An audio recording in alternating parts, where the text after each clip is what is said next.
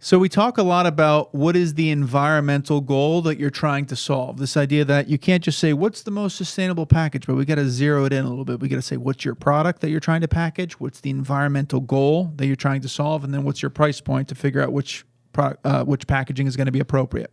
So I want to dig a little bit into environmental goal today, Luke. How are you doing first off? Oh, I'm doing great. How about you? Ready to smash this one. All right, let's go. So within environmental goal, we branch it off into two branches. We'll just do a quick review.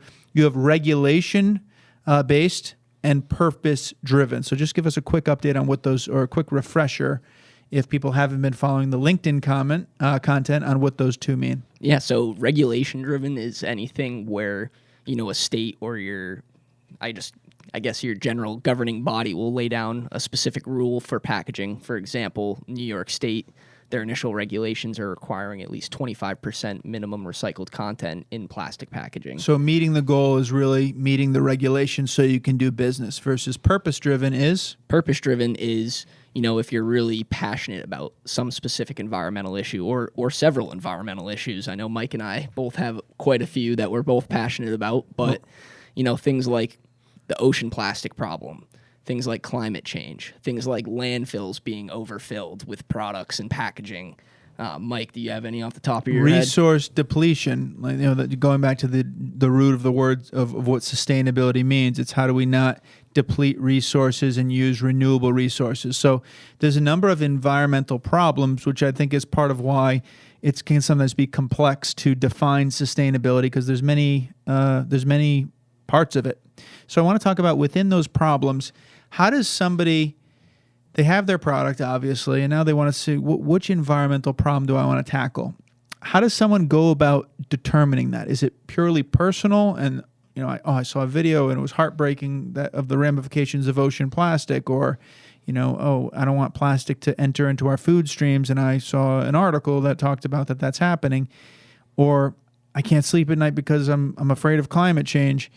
Is it purely personal, or is there some sort of objective criteria that someone can go about thinking about which problem they want to solve? No, I don't think it necessarily is just personal. I think a lot of it does stem from personal, whether it's, something they learned in school that really formed a passion about, or maybe something they saw on the news that they're like, oh man, that's terrible. How can we solve this? But I also think it can be, I guess it kind of still falls into the personal category where, the consumers of said, company also might be educated on those same, issues that are ever so happening throughout the world. Right.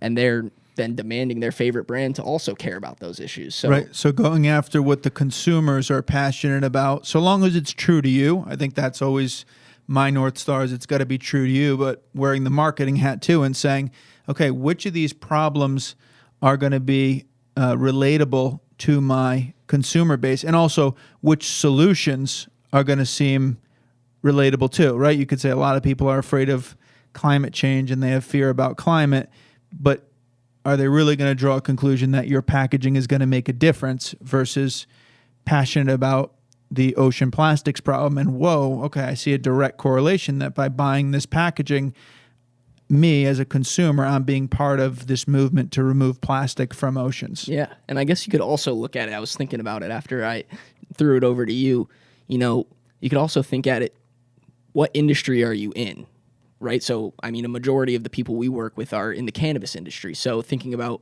what is the biggest environmental issue that the cannabis industry causes, because then you can, work to help improve the own industry in which you are operating in. Right. A lot of plastic pollution from the child-resistant packaging, which often creates an abundance of plastic.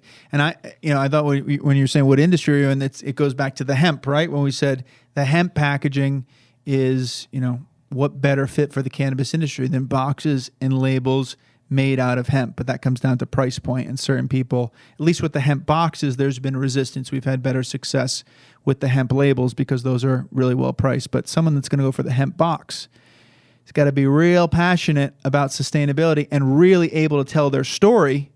I believe it's doable if you're a great marketer. You can tell the story about the carbon sequestration, the lack of cutting down trees, and have your consumers understand it, say, wow, this brand is doing something great. They really care about the planet, and that being a source of growing market share, which we got to talk about in the next episode. How can sustainable packaging help you grow market share and not just be an extra expense for you to dwell on and cry about, right?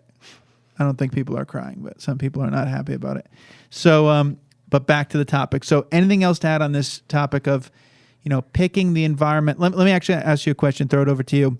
When we talk about what problem we're trying to solve, can you tackle multiple problems with the same package? I feel like sometimes people try to check all the boxes and it becomes extremely difficult.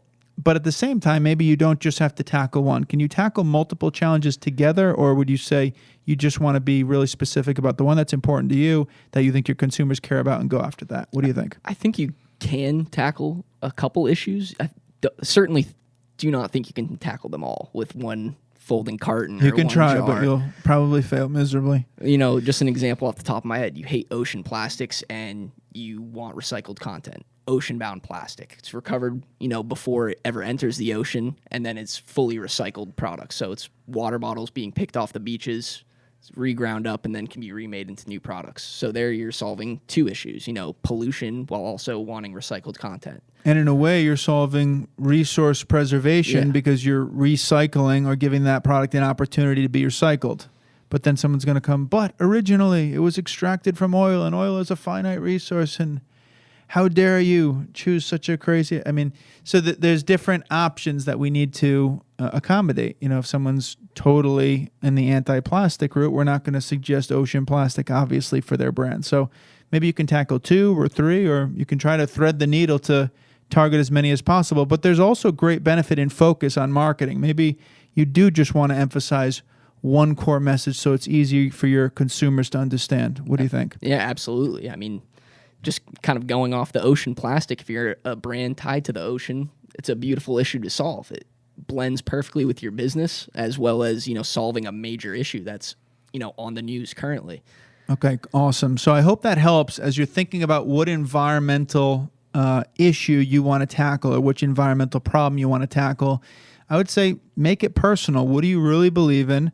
Try to look for what's your price point, obviously, which comes next. And then from there, you can pick a genuine option that solves that problem. But make it personal. Think about what your consumers will also resonate with them. Pick one, maybe 2, but for the purpose of marketing, maybe it's just one thing to focus on and hammer home. We care about the planet. We've chosen this product for this reason, right? Consumers, they care a lot about sustainable packaging, but maybe they don't want to read so much, these 10 ways that it's better. Maybe just keeping it punchy and to the point. Any closing thoughts, Luke? It's progress, not perfection, right? At the end of the day, as long as you're making positive, thoughtful steps forward, it can only be good from there. I love it. Progress, not perfection. That's sustainable packaging advice and good rules to live by as well. You're all great for caring about these topics. We appreciate you. Don't try to be perfect. You never will be. Just try to do your best and make progress every day.